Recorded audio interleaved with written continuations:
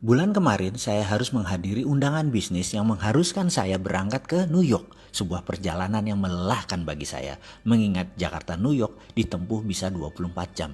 Dan saya malas membayangkan duduk dalam pesawat selama 24 jam tersebut. Gara-gara perjalanan tersebut saya jadi keinget pertemuan terakhir dengan senior saya di kampus dulu yang bekerja di New York University sebelum pindah ke Yale University di tahun 2003, yaitu Profesor John Barr, di mana saya waktu itu diundang sebagai salah satu responden salah satu riset yang dia lakukan. Sebagai seorang guru besar psikologi, di sana John dikenal dengan sebuah eksperimen yang bernama Barr-Holloway Teori. Karyanya demikian terkenal dan saya sangat bangga menjadi juniornya yang dipercaya untuk ikut di salah satu riset tersebut. Karyanya itu juga ditulis oleh Malcolm Gladwell dalam buku Blink sehingga menjadi terkenal ke seluruh dunia. Risetnya ini sederhana, yaitu menguji kekuatan kata-kata yang berefek pada tubuh manusia. Dalam riset Barr, dia bereksperimen terhadap 40 mahasiswa yang telah bersedia melakukan hal yang diperintahkannya untuk mengulang dan berkata-kata pada diri sendiri selama 30 hari. Atau kalau disederhanakan, disuruh melakukan self talk, bicara dengan diri sendiri selama 30 hari. Ke-40 mahasiswa dibagi dua kelompok, kelompok A dan kelompok B.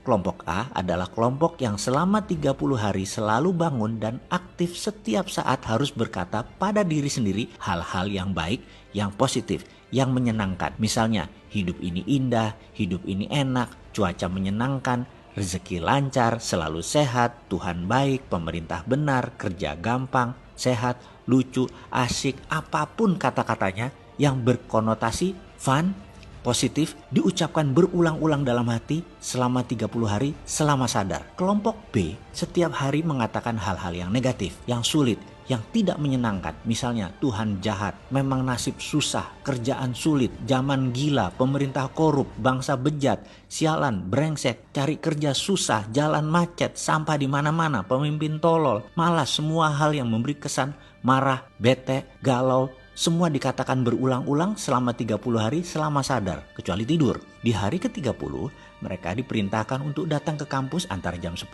sampai jam 13. Sepanjang hallway atau koridor disiapkan kamera yang banyak karena ada 100 respondents dari beragam latar belakang hadir untuk menilai. Kita melihat via monitor, via kaca cermin yang semua tidak diketahui oleh peserta. Saya termasuk di antara 100 koresponden tersebut. Kami tidak tahu mana yang dari kelompok A, mana yang dari kelompok B. Kami hanya dikasih kertas, ada gambar foto peserta, beserta nama. Di sana ada dua kolom, A dan B. Kita hanya disuruh melihat gerakan mereka dan menulis apa perasaan kita pada saat itu. Kira-kira mereka dari kelompok A dicontreng A. Kalau dari kelompok B, ya B. Sangat sederhana kan? Selama 3 jam, kami berseratus menilai setiap mahasiswa yang jalan melalui koridor panjang tersebut. Setelah selesai, kertas direview, dikumpulkan dan kami lunch. Selesai lunch, 100 jawaban kami disorotkan ke layar LCD proyektor. Apa yang terjadi? Kami berseratus tepat menebak 40 peserta tersebut mana yang A dan B dengan ketepatan 95%.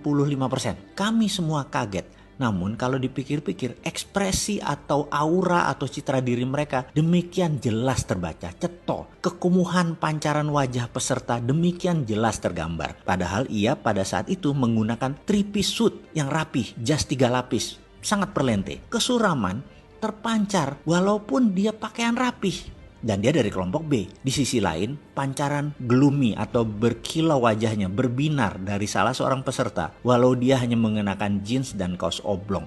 Demikian jelas terlihat sehingga mudah mengkonfirm bahwa dia dari kelompok A.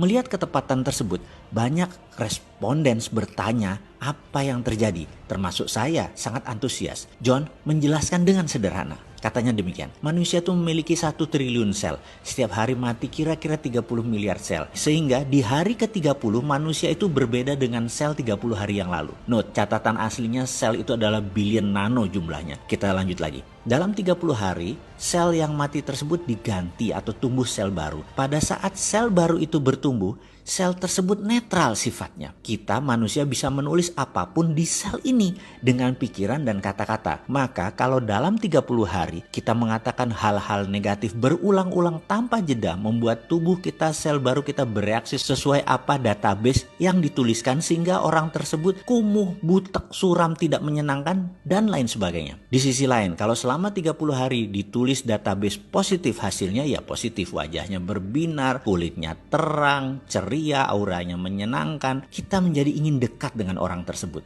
Demikian John menceritakan versi simpelnya. Lalu dalam hati saya berkata, inilah pelajaran yang saya dapat di Australia dulu, yang saya rangkum dalam video Sadar Kaya Advance. Dan inilah inti ajaran agama yang mengajarkan ini dalam agama saya, agama Islam. Berzikir, mengingat Tuhan, bahkan di bulan Ramadan. Kalau benar-benar 30 hari melakukan subconscious reprogramming seperti ini, semua orang bisa menjadi fitri, menjadi manusia baru setelahnya. Dan setiap agama punya pelajaran tentang hal ini. Bahkan di Islam lebih jelas lagi. Namun saya selaku pribadi nggak ngerti sainsnya sampai John Barth mengurai dari sisi ilmu pengetahuan seperti ini. Ya, dasar manusia seperti saya yang memang keminter, sok pinter. Apa-apa harus logika masuk dulu baru percaya. Padahal mbok percaya aja sama ajaran para nabi dan kekasih Allah. Selesai semua masalah negatif di dunia ini.